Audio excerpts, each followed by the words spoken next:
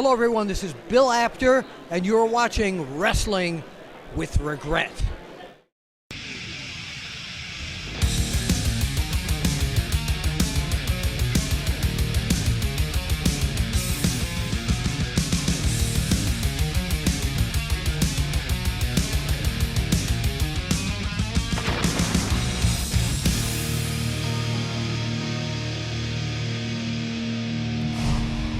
Do you know what I love about bad writing in wrestling?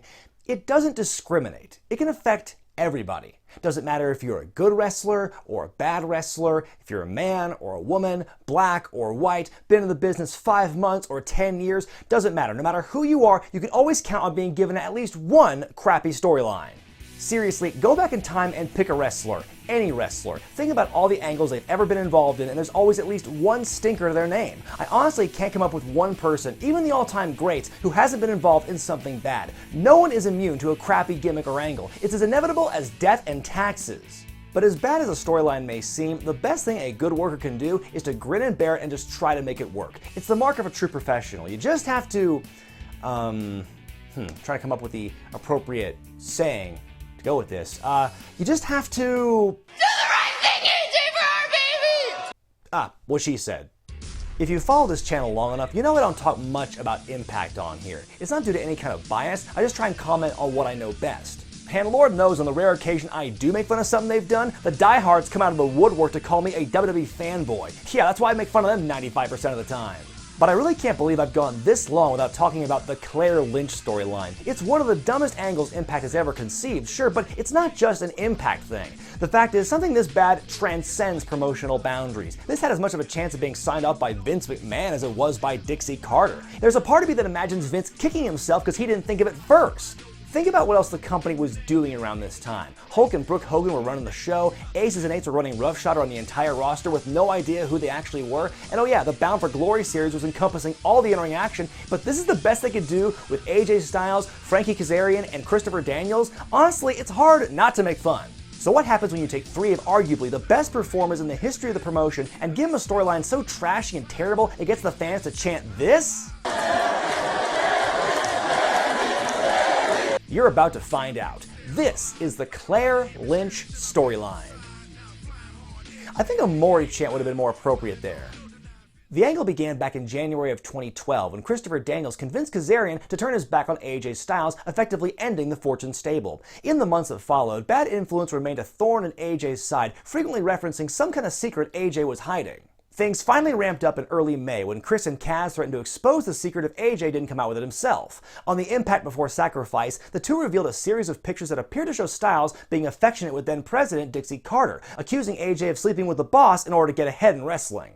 Obviously an attempt to grab that lucrative demographic that also watched Sex and the City and Cougar Town. And if you think I'm kidding, just hear some of the first words out of AJ's mouth in response to the allegations and tell me this wasn't meant to get Dixie over as a wanton sex goddess. So I can understand how this can get misconstrued. Dixie Carter is a beautiful, wealthy woman. Despite AJ's insistence, Bad Influence doubled down on their accusations, revealing damning footage of he and Dixie walking into a hotel room together and a recording of a phone call that seemed to imply some impropriety. Well, let me ask you something. Since we're driving in, how long do you think it will be before Serge gets there? I just wanted to know how long I could play on his Xbox before I had to share it with him. On the June 7th edition of Impact, things reached a boiling point when Dixie's real-life husband punched AJ in his phenomenal face. Look at all these men fighting over this soccer mom. That's gonna sell tickets! In an era where storylines often take huge leaps on a week-to-week basis, it was kind of surprising and, dare I say, refreshing to see Impact really take their time with this one, teasing the secret for months and months until the big reveal finally reaching its apex with this huge emotional moment. Well, don't get used to it, because after this point, things move along at a breakneck speed. As the weeks went on, Styles' performance in the ring was suffering as he was distracted by the allegations. On the June 21st Impact, he and Dixie came out to the ring to tell the truth about their relationship, when suddenly, out comes this random pregnant lady we've never seen before. My name's Claire Lynch. You don't know me and I'm an addict. Ma'am, the AA meeting is in the soundstage next door. This show marked the debut of Claire Lynch, who tells everyone that AJ and Dixie were not having an affair, but rather working together in secret to help Claire work through her addictions and get her to rehab. She says that she's known both of them for years, but it's never revealed exactly how. Bad Influence sees their plans go up in smoke, and everything seems to be resolved. Oh, but wait, it gets stranger. A whole lot stranger. The next week, Daniels and Kazarian faced off with Styles and Kurt Angle in a rematch for the TNA tag titles, which had changed hands 3 weeks prior at Slammiversary 10. Bad Influence would regain the championships, then drop a bombshell that was even bigger than their original claims. The bastard's daddy is AJ Styles! Wow, Dixie's really... upset? Is that what she's going for? Having a hard time reading her.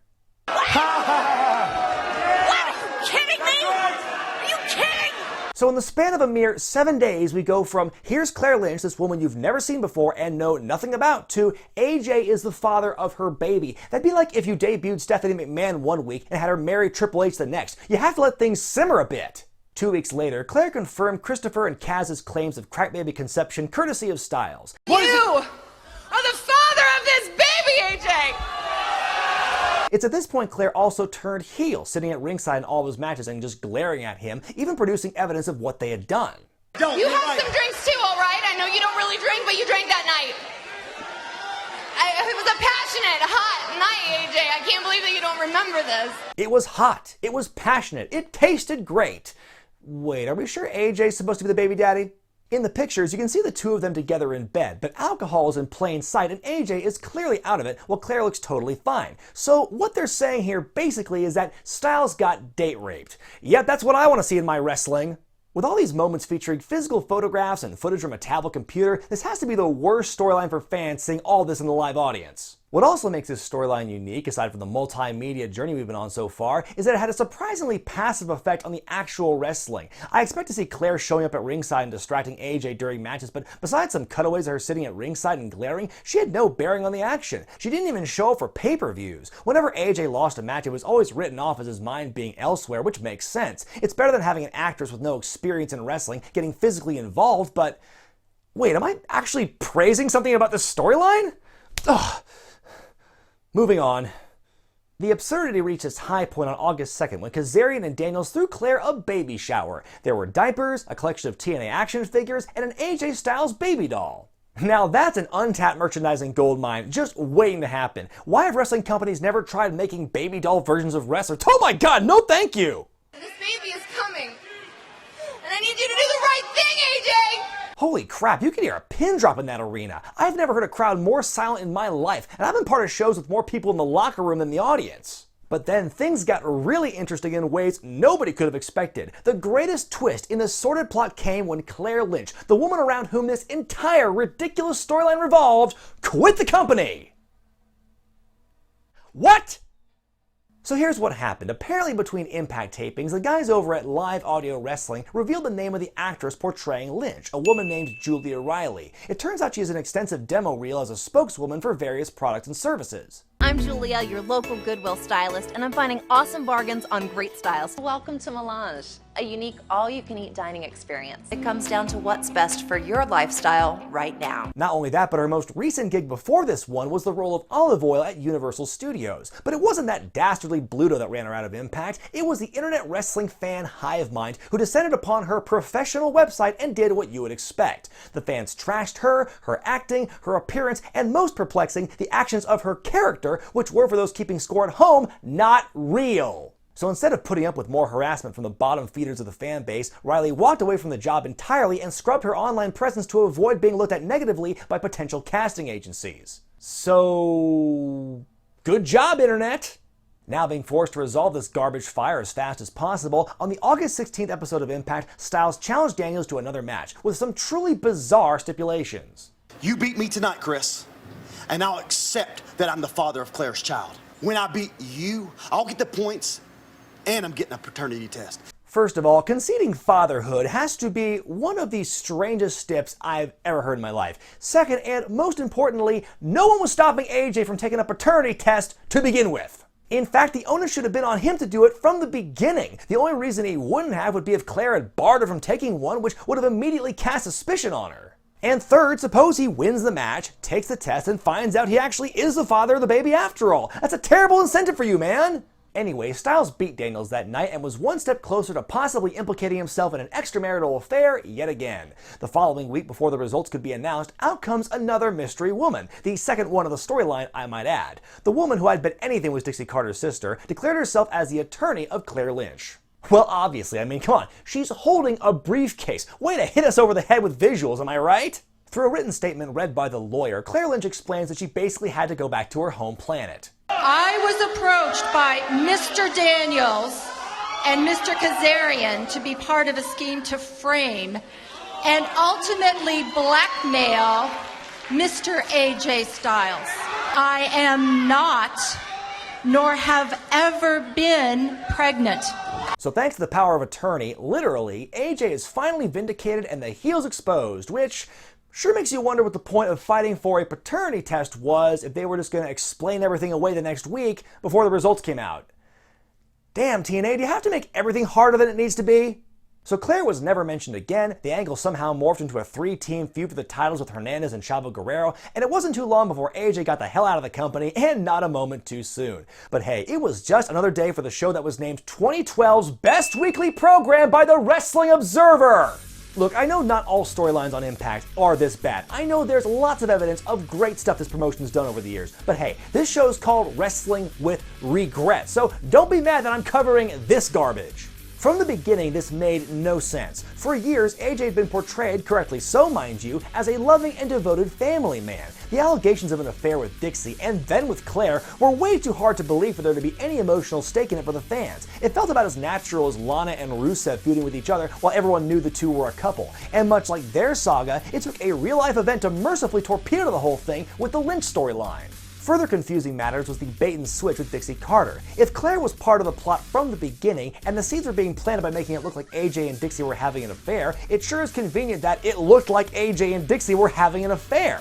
By the way, Dixie pieced the hell out of this angle the minute the baby daddy stuff came up, and why shouldn't she? Nobody was fighting over her anymore. Julia Riley's walkout did the angle no favors and forced them to wrap things up in a very blunt manner, but I can't imagine how much better things would have gone had she stuck around. Would they have done the paternity test match on a pay-per-view? Would Lynch have tried to accost AJ that match? Would AJ have won, then been declared to have not been the father? I guess we'll never know. In a way, Claire Lynch's quitting was both a gift and a curse to the storyline.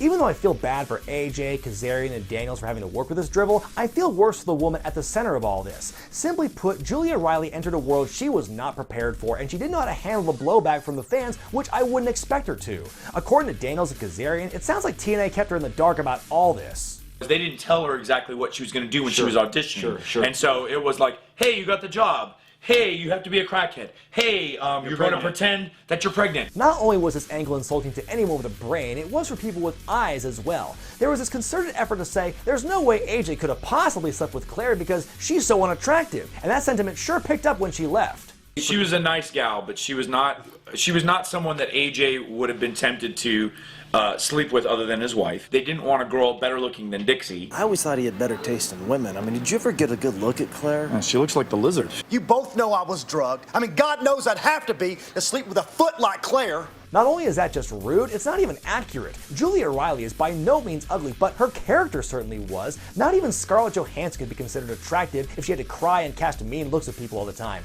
Nobody looks good when they're crying.